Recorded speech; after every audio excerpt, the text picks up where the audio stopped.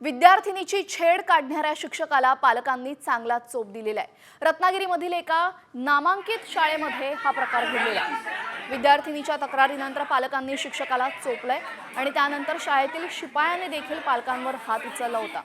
दरम्यान पोलिसांनी छेड काढणाऱ्या शिक्षकाला ताब्यात घेतलेलं आहे आणि त्याचं शाळेतून निलंबन करण्यात आलेलं आहे।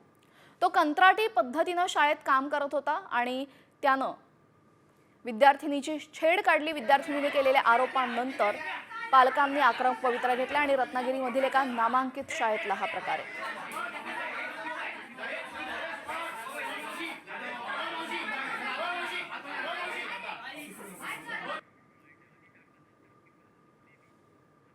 परिसरात एक अत्यंत दुर्दैवी आणि वाईट घटना घडली असं निदर्शनात प्रथमदर्शनी येतंय।